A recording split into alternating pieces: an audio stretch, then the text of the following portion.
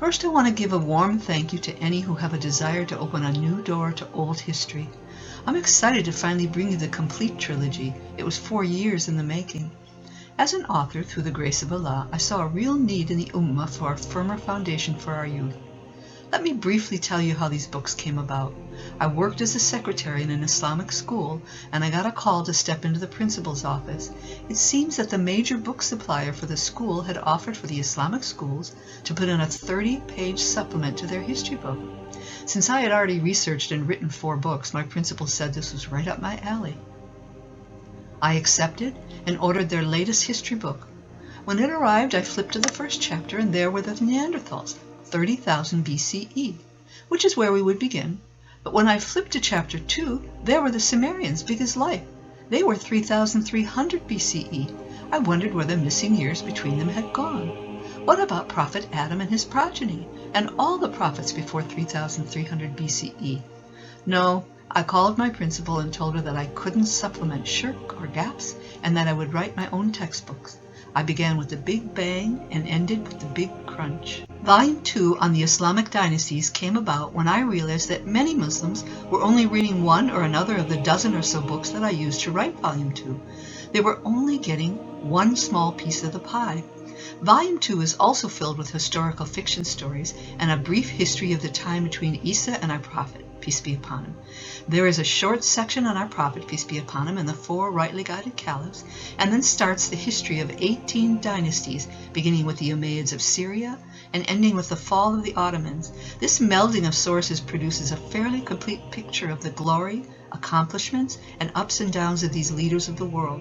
There is an amazing compare and contrast between the dark ages of Europe and the blazing light of the Abbasids, the Umayyads of Spain, and all the dynasties who contributed to the golden age of Islam. Volume 3 picks up with World War I and the Sykes-Picot Agreement and goes all the way to Paradise and Hellfire. It covers along the way 61 minor signs of the Day of Judgment with timelines from the 1900s to 2020 to show how they have already come. There are then poignant stories of how the 10 major signs might unfold. Volume 3 ends with a first-person account of illness, death, the grave, the Day of Judgment, Paradise and Hellfire, all sourced from the Quran and Hadith. I believe this knowledge is something we all need. Look, I think we can all agree that our Ummah is inundated with information and is trying to hold onto the hot coal of Islam against mounting odds. Self-esteem comes from knowing the history of where you come from and where you are going. I wrote these volumes to give the Ummah back their legacy, one of goodness, deep devotion, and Islamic leadership. Volume 1 is jam-packed with history, like a mosaic of the spread of Adam's children, from the area in Turkey to Crete to the Alps to the British Isles to Peru. The earliest dig there is 13,000 BCE. Between Musa and Dawood was the peopling of the Americas by the Olmecs, a mix of Africans and Chinese, and their spread from Central America and the collapse of the Bronze Age. Slide 2 begins with the Big Bang. Creation according to our Quran of 1400 years ago and the scientists of today. The scientists say the 4 forces that rule the universe started by being fused together. We say 3681, Allah said be and it is. The scientists say the gases in the Big Bang became opaque. We say 4111, he directed himself to the heaven while it was smoke. The scientists say by 1 microsecond or so, the universe had cooled enough for protons and neutrons, and the universe expanded and cooled. We say 5147, and we are its expander. The scientists say 300 million years after the Big Bang, the first stars began shining.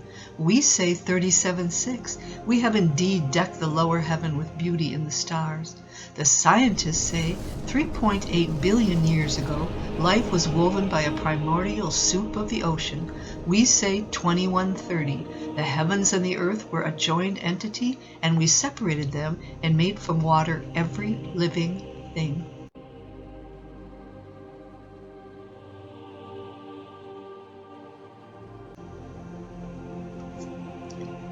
This is a timeline I put together to show the gaps in their history books.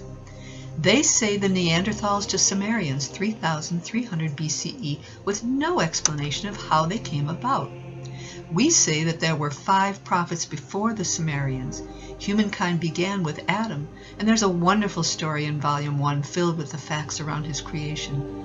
My timeline of the prophets begins around 30,000 to 15,000 BCE with the descension of Adam, and the earliest digs show human habitation around 14,000 BCE in Turkey, Iraq, Jordan. Adam could be a valuable resource for the challenges we feel today: fear, isolation, and belonging. He began humankind on earth. How fearful that must have been. The isolation of living in Jannah and then being sent down to earth. And as to belonging, we belong to him as his children, and he was given the knowledge of all he would need on earth. One of the most fascinating finds of the flood was that all the pre-flood pyramids found were underwater. 8,000 BCE in Rock Lake, Wisconsin in Japan. There is a Stonehenge-like structure dated 8,000 BCE right here in the bottom of Lake Michigan.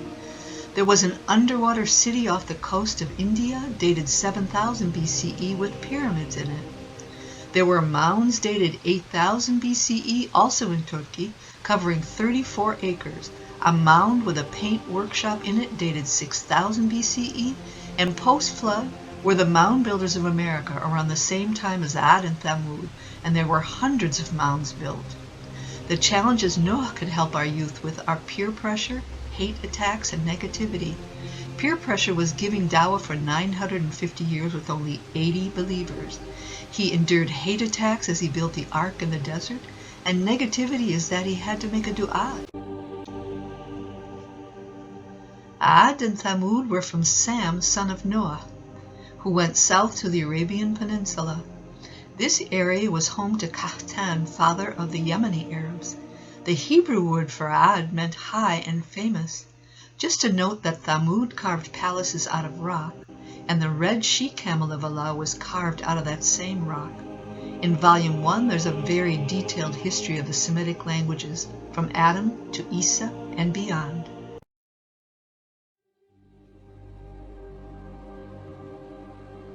Historians trace 4 distinct periods of culture post-flood, which coincide nicely with our version of the repopulation of the earth by Sam, Ham, and Japheth. The tree that binds is an illustrative story of what it could mean to be the friend of Allah. The Nimrod dynasty was very likely sourced from the grandson of Ham, son of Noah. It lasted 1,000 years. Ibrahim was around 2000 BCE between the Old and Middle Kingdoms of Egypt. This was also the time of the completion of Stonehenge. Archaeological evidence of the destruction of Sodom and Gomorrah matches the Quranic description almost word for word. A new slant to the sacrifice of Ishmael is a historical fiction story as told by the ram looking down from Jannah. The line of prophets from Ishaq include 14 of the prophets in the Quran.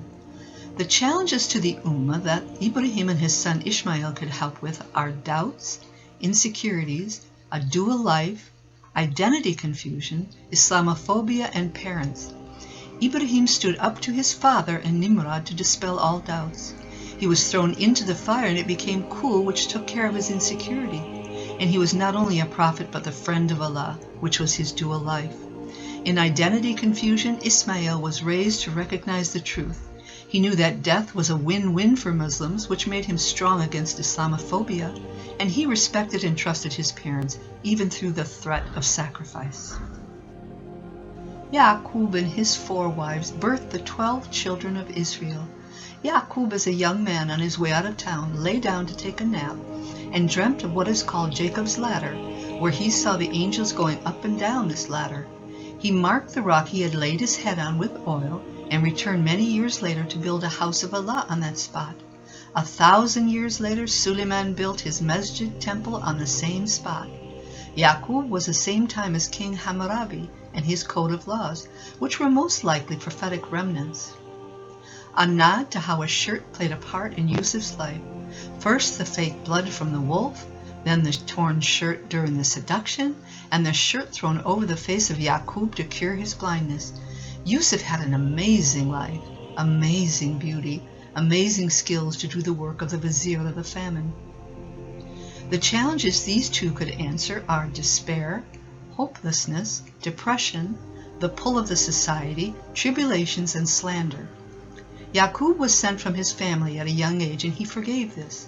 He didn't see Yusuf for 40 years and had sweet patience. He fathered 12 children, thus staving off hopelessness.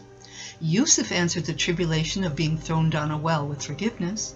A woman seduced him and then slandered him and sent him to prison, and he was patient. And he was a Muslim vizier in a society that worshipped idols, and that is a strong pull. In Volume 1, the first part of the story of Musa is told by the burning bush. Interesting perspective. He and his brother were in the new kingdom of Egypt. A fascinating fact is that the plagues only happened to the Egyptians, not to Beni Israel. The preserved mummy of the pharaoh was cause for the conversion of a Frenchman, Dr. Maurice Bucaille. He was asked to examine the mummy and came to the conclusion that this person was drowned, pulled out of the water, and hastily mummified. The Muslims around him confirmed that they already knew this from the Quran. He converted shortly afterwards. Simple lessons from Musa are: obey commands without question or things may get more difficult, such as the story of the heifer, and the beautiful explanation of evil in the story of Khidr. We don't know the whole story. The Olmec head on this slide means that it was being carved at the same time as Musa was confronting the Pharaoh, beginning the true story of the peopling of the Americas by the Africans and Chinese. The challenges answered by this prophet are a hostile government, hate crimes, and racism. Pharaoh killed the men and saved the women of Beni Israel, and this was racism. Musa spoke gently to this tyrant about Allah, thus handling beautifully a hostile government. And with the sea in front and the army behind him, he trusted in Allah, thus stopping a hate crime in its tracks. The Ark of the Covenant was lost to Beni Israel due to their weakness and disobedience. It was gifted back to Talut so they would accept him as their king. When he led them to Jalut and his troops in Jerusalem, 80,000 marched with him, but most of them drank the water and it dropped to 4,000. And then when these saw Jalut, only 300 remained. Daud stepped forward and killed him and became king. The Zabur was 150 chapters, and Daud recited it with the mountains and the birds. Subhanallah. He only ate from his own labor, and when the angel of death came to him, this king prophet said, "I am ready." Suleiman had power over the jinn, the wind, and had an army of beasts and birds, and those jinn. He was unstoppable. Archaeologists found Sabian tablets describing a queen from Yemen who traveled north to Jerusalem. They confirm that she took camels there and returned by ships. This time coincides with the Adena culture of the American Northwest. These were the mound builders of America. The history of copper in the Upper Peninsula is a must-read. It quite probably fueled the Bronze Age and had trenches on the Isle Royale that were dated 10,000 BCE. The challenges to the Ummah today that Suleiman could answer would be wars, the unseen, and Islamic governance. The wars he fought were in Allah's sake, and they were just. He had power over the jinn, which was the unseen, and his father and he ruled with an Islamic government. Volume 1 ends with a history of Assyria from 3000 BCE to Yunus's time at 800 BCE. At the time of Yunus, there were images of genies or the jinn guarding the city gates of Nineveh. There was a king of Assyria, Ashur-dan III, around Yunus's time, who was rebellious against the idol worship. Could this have been the king who repented with Yunus's people? From the stomach of the whale, we were gifted the most piercing of du'as. The history of polo states that the first public match was 600 BCE. The timeline between Yunus and Isa is useful for tracing the Roman Empire. The story of Isa is told with the wise man giving a talk to a group of Christians in a huge cathedral, and this is useful for the Ummah to see a comparison of where Islam and Christianity agree and where we hit bumps in the road.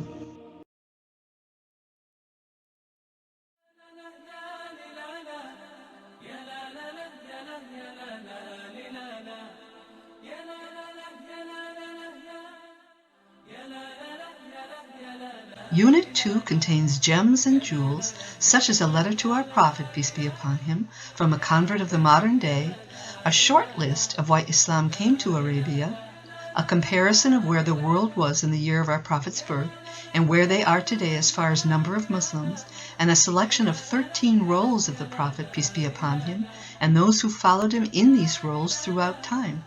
The list contains such luminaries as Harun Rashid, Salah ad-Din, Umar II, Omar Mukhtar, and Marabat al-Hajj. The bonus in Volume 2 is the insertion of 7 10-minute plays written for Islamic middle and high school. The end of Unit 2 contains food for thought as to how the angels may use wormholes in space to travel around. The Prophet, peace be upon him, anchored the taproot of Islam deeply into the soil of the Arabian Peninsula. Abu Bakr, the day after the Prophet's death, calmly took the reins of power and steered the shivering mass of the Ummah in the right direction. This gave them the trunk of the tree of strength and form. Omar swayed like a branch of gentle justice, conquering Jerusalem, building magnificent cities, only taking the bare minimum salary, but using it to do great things for Islam. Uthman gathered the leaves of the Quran, unifying it for all time, bought a well and shared it with the community, donated gold, land, and animals for jihad, and transitioned the Muslims from a religious state to a vast empire. Ali's wisdom and rich and versatile personality earned him respect, but his was a turbulent time, and the seeds of change were sown during his caliphate.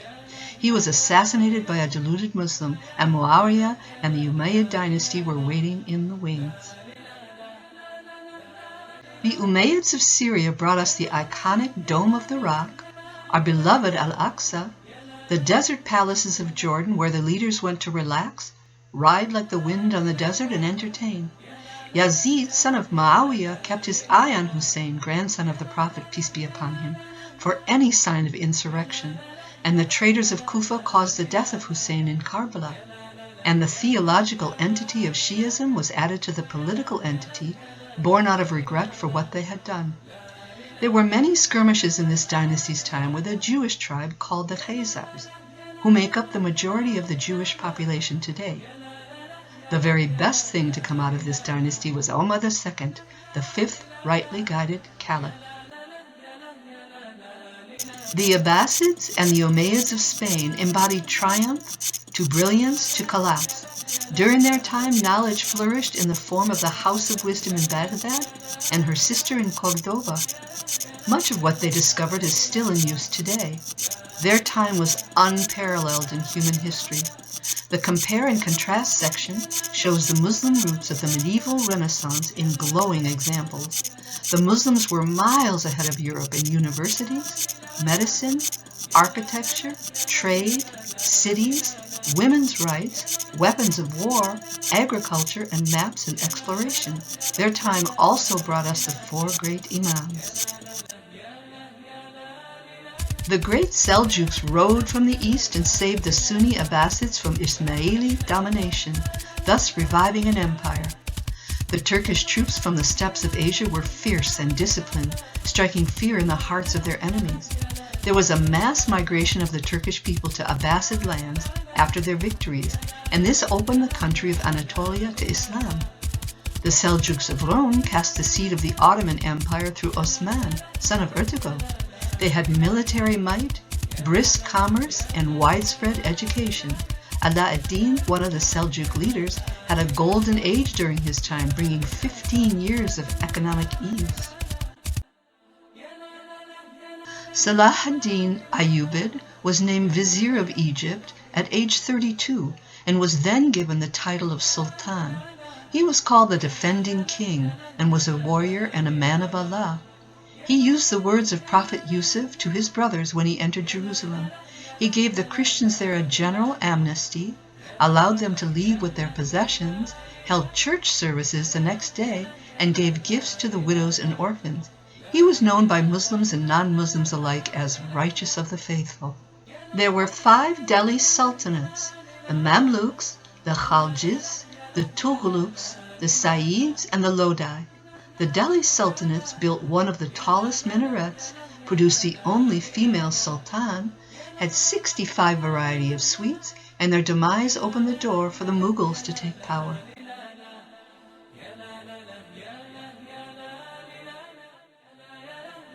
During the Nasrid dynasty, the city of Granada opened her doors to the Muslims as city after city fell to the Christian forces.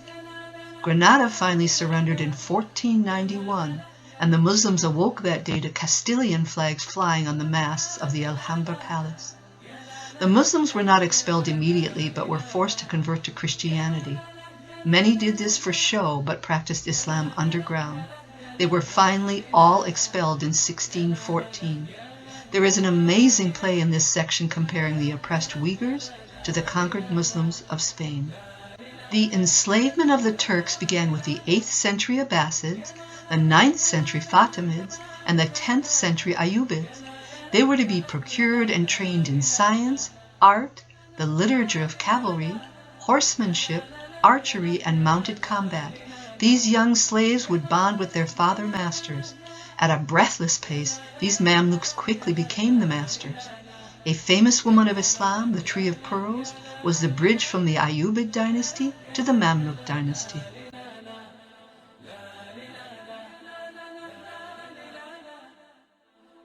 Discover the Mughals and Babur's brilliant victories, Humayun's over-the-top tomb, Akbar's dissolution of Jizya and his divine cult, Jehangir's tragic mistake with the British, Shah Jahan's Taj Mahal and the love story behind it, Aurangzeb's religious convictions, the lesser Mughal's inherent weaknesses, and Bahadur Shah, the final puppet emperor of the Mughals. Through this section there is a running commentary of what was going on in what was to be America at this time. From 1504 to the slave trade of 1492, the sad story unfolds of America's occupiers and the wiping out of the Native Americans from the lands at their hands. The Ottomans ruled with supremacy for 600 years. All of the 38 rulers were descendants of Osman, son of Ertugrul. Mehmet conquered Constantinople, built a splendid Topkapi palace, and then became a recluse in it. Selim I chained together 500 cannons to defeat the pesky Safavids, and ended the 250-year rule of the outdated and outgunned Mamluks. Suleiman was the peak of Ottoman power with titles like the Lawgiver, the Magnificent, the Wise, and the Grand Turk. His weakness was pomp. Abdelmajid I tried to modernize the empire but ended up ripping the heart out of it instead. Abdulhamid II brought dignity and grace back to the throne, but outside forces were too much for him to hold on to it.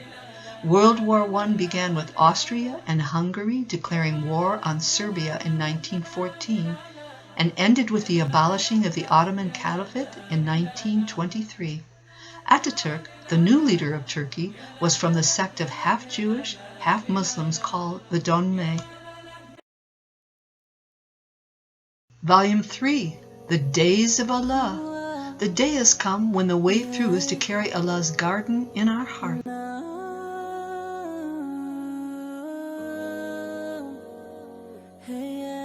Like the octopus when it slithers through the sea hunting its prey, the British, French, and Zionists set their sights on the Muslim world, sending out confusing messages and descending using powerful suction to pull their prey into their waiting jaws.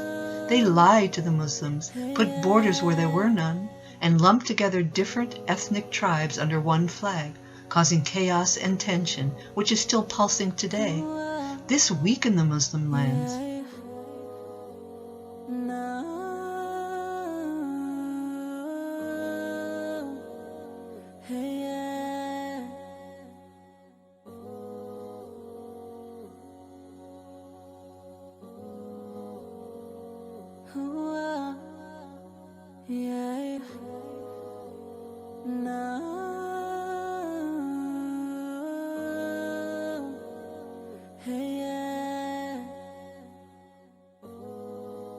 During the time of the Prophet, peace be upon him, there were events and predictions.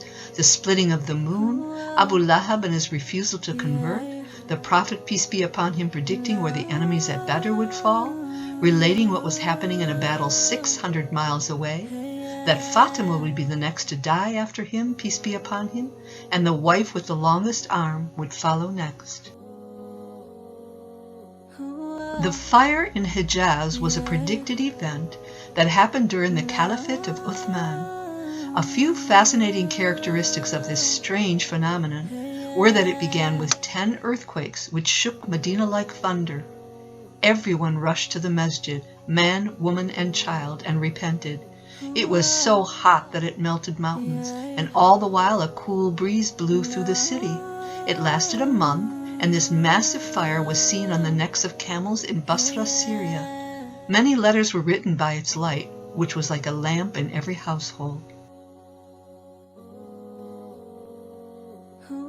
Most scholars agree that all of the minor signs of the Day of Judgment have already come.